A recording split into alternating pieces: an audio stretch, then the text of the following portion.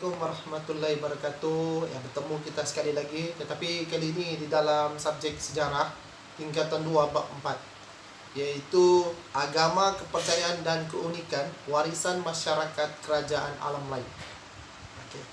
Baiklah, cikgu akan menerangkan terlebih dahulu secara ringkas mengenai apakah isi kandungan yang cikgu akan ajar, yaitu pertama sekali agama dan kepercayaan, kemudian perkembangan agama setiap kerajaan, kemudian keunikan warisan masyarakat kerajaan alam Melayu, ya.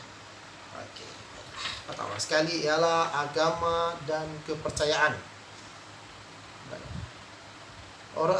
Masyarakat Melayu pada masa dahulu mempunyai kepercayaan animisme, iaitu kepercayaan bahawa setiap kehidupan makhluk dan tumbuhan mempunyai roh dan semangat.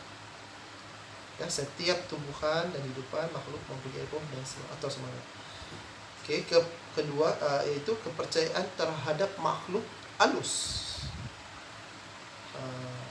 Penyembahan kepada roh nenek moyang yang telah meninggal dunia dipanggil sebagai hyang. Tadi animisme, dan kedua ialah dynamisme. Kepercayaan terhadap kekuatan yang juga dikenali sebagai mana atau semangat. Kepercayaan bahawa setiap benda dan makhluk dianggap mempunyai mana yang boleh mempengaruhi kehidupan seseorang. Contohnya, upacara pemujaan semangat tanaman. Okey, jelaskan. Tetapi walaupun kepercayaan ini agak kuno, tetapi masih lagi ada di kalangan masyarakat orang Melayu dan masih diamalkan. Sebelum tahun Masihi, agama Hindu dan Buddha tersebar dan mempengaruhi kehidupan masyarakat alam Melayu.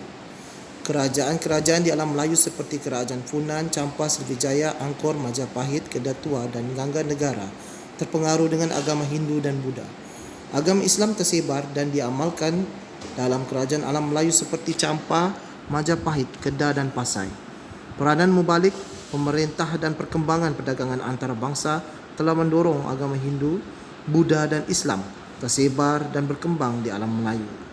Beberapa aspek kehidupan masyarakat Melayu seperti sistem pemerintahan, bahasa, persuratan dan seni bina yang mendapat pengaruh budaya Hindu dan Buddha masih diamalkan dan disesuaikan dengan agama Islam. Perkembangan agama. Pertama sekali, Kerajaan Funan. Sejak abad pertama, agama Hindu dan Buddha telah tersebar dalam masyarakat kerajaan Funan. Fan Siman merupakan Raja Funan yang mengambil peranan besar terhadap perkembangan agama Buddha.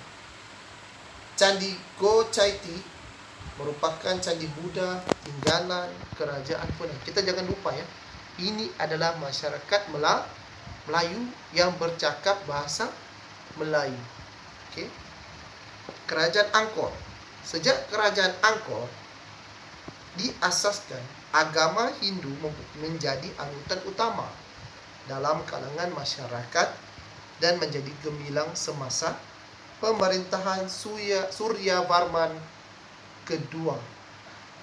Semasa pemerintahan Jayavarman ke-7, agama Buddha mengambil alih peranan agama Hindu sebagai agama utama. Okey. Kemudian yang ketiga ialah Kerajaan Champa. Sejak abad keempat, agama Hindu tersebar di Kerajaan Champa ketika pemerintahan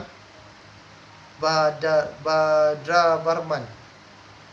Penyebaran agama Buddha di Champa terbukti dengan penemuan candi Dongduang. Pada abad ke-14, Islam mula tersebar luas semasa pemerintahan Sultan Zainal Abidin. Okay. Kerajaan Srivijaya. Sejak abad ke-7, Kerajaan Srivijaya merupakan pusat kegiatan agama Buddha.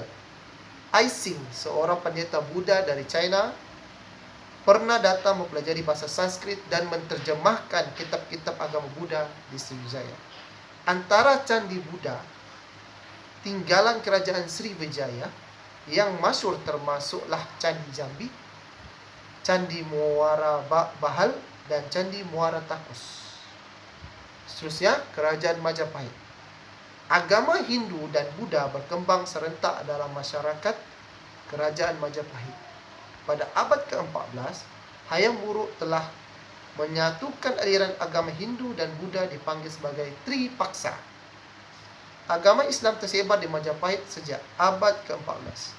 Pada abad ke-16, Kerajaan Demak muncul dan menjadi pusat pengajian agama Islam tersebar di Jawa setelah keruntuhan Kerajaan Majapahit. Seterusnya, Kerajaan Kedah Tua. Sejak abad ke-5, agama Hindu menjadi anutan utama masyarakat Kerajaan Kedah Tua. Anutan utama masyarakat Kerajaan Kedah Tua. Agama Hindu turut tersebar kemudiannya.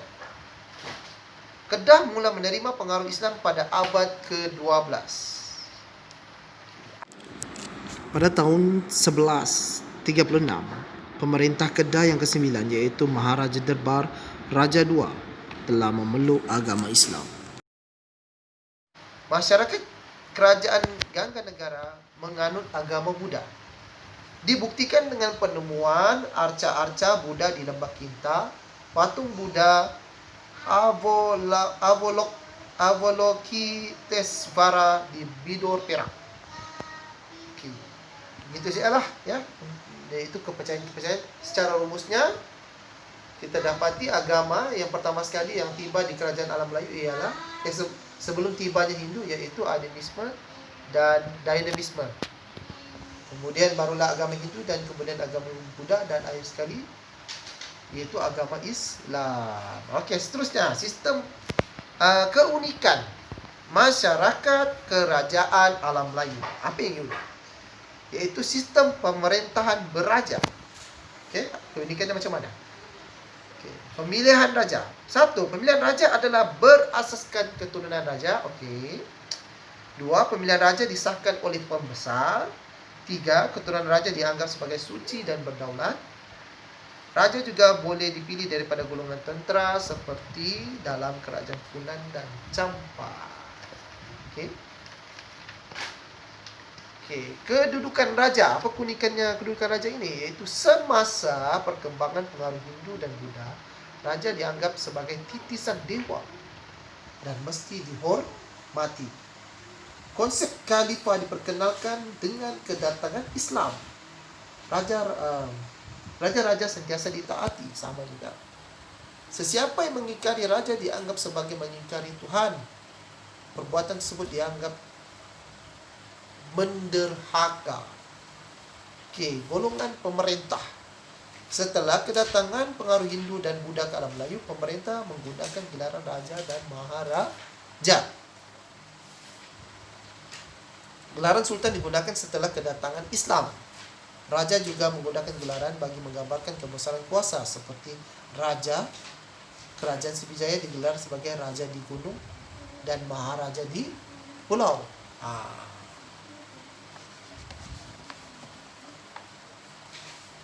Okey, keunikan kebijaksanaan pemerintah.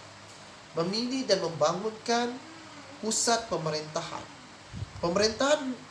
Pemerintah memilih lokasi yang strategik, iaitu di pesisiran pantai atau lembah sungai sebagai pusat pemerintahan, pentempatan dan pelabuhan untuk mengembangkan kegiatan pertanian di kawasan subur seperti lembah sungai.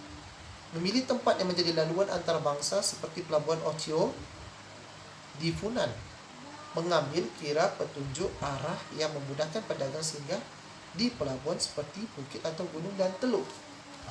Maksudnya, daripada pemilihan lokasi yang tepat, maka sesuatu kerajaan itu dapat berkembang dengan pesat. Okey. Keunikannya seterusnya ialah menjalinkan hubungan diplomatik. Pemerintah menjalinkan hubungan diplomatik yang berterusan bagi menjamin kemakmuran kerajaan. Bayangkan pada masa dahulu, setiap kerajaan sangatlah berada dalam keadaan terancam. Jadi macam mana mengelakkan rasa terancam dan supaya kekal selamat? Di sinilah jalinan hubungan diplomatik itu sangat penting. Okay. Satu, pemerintah menjalinkan hubungan diplomatik yang berterusan untuk menjamin kemakmuran kerajaan. Kebijaksanaan pemerintah dilihat melalui bentuk hubungan diplomatik, iaitu A. Hubungan persahabatan, B. Bantuan ketenteraan atau senjata, dan C. Hubungan perkawinan. Tiga, hubungan diplomatik penting untuk memelihara kedaulatan kerajaan, mendapatkan perlindungan, meluaskan jaringan perdagangan, dan memperkukuh agama dan budaya. Dari segi kegiatan ekonomi pula, memanfaatkan kesuburan tanah. Masyarakat kerajaan alam Melayu memanfaatkan kesuburan untuk menjalankan kegiatan pertanian. Tapak pertanian yang penting termasuklah kawasan lembah Sungai Mekong, Sungai Musi, Sungai Bengawan Solo, dan Sungai Berantas yang diwarisi dari zaman ke zaman. Soalan cukup mas, apakah tanaman kunci utama masyarakat Melayu? Sedia jawapannya? Jawapannya ialah padi. Baiklah, mencipta sistem pengairan. Masyarakat kerajaan alam Melayu mahir membina sistem pengairan seperti barai dan sistem saluran untuk memastikan bekalan air mencukupi di kawasan pertanian. Sistem pengairan yang dibina membolehkan tanaman utama seperti padi, rempah ratus, dan tanaman sampingan dapat diusahakan sepanjang tahun. Seterusnya ialah membina pelabuhan. Pelabuhan dibina oleh pemerintah dan masyarakat alam Melayu di lokasi yang strategik agar mudah dikunjungi oleh para pedagang dari timur dan barat. Pelabuhan di kerajaan alam Melayu berkembang dalam tiga bentuk, yaitu pelabuhan pembekal, pelabuhan kerajaan, dan pelabuhan entrepot. Perkembangan sosio-budaya, sistem tulisan dan bahasa.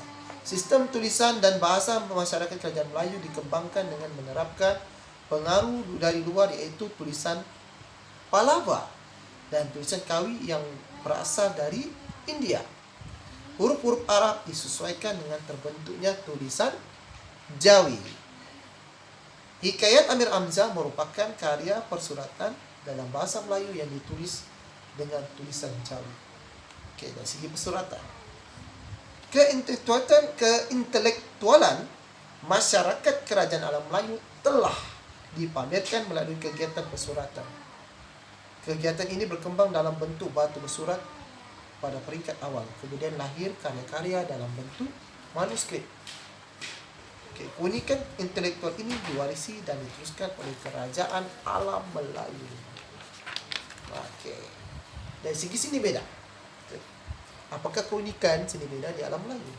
Satu, seni beda dihasilkan bagi memudahkan masyarakat alam Melayu dalam perkembangan kegiatan pertanian, pelayaran, perdagangan, dan keagamaan. Kehidupan di pesisir pantai dan lembah sungai melahirkan petukang-petukang kapal yang handal. Ukiran dinding pada Angkor Thom menggambarkan warisan seni bina perkapalan masyarakat kerajaan alam Melayu.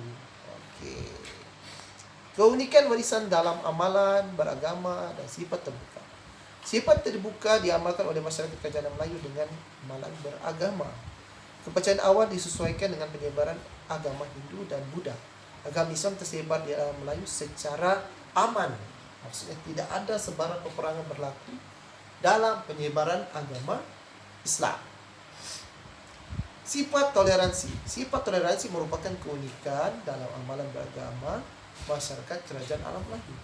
Misalnya penganut agama Hindu membina candi Prambanan berdekatan dengan candi Borobudur, yaitu tempat ibadat penganut agama Buddha di Jawa Tengah. Maksudnya penganut agama Hindu dan penganut agama Buddha boleh beribadah dari sebelah saja. Simbol penyatuan. Agama menjadi simbol penyatuan raja dan rakyat. Golongan agama melahirkan peranan penting untuk menentukan kedudukan raja di atas tata negara. Misalnya golongan Brahmin mempunyai peranan yang besar semasa pertabanan raja. Status istimewa. Golongan agama diberi tempat dan status yang istimewa dalam kerajaan. Ada di antara mereka dilantik sebagai pentadbir, dan penasihat. Okey, golongan agama tadi ya. Pemerintah seperti dalam kerajaan Funan, Sriwijaya, dan Angkor. Warisan ini diteruskan oleh kerajaan lain di alam Melayu.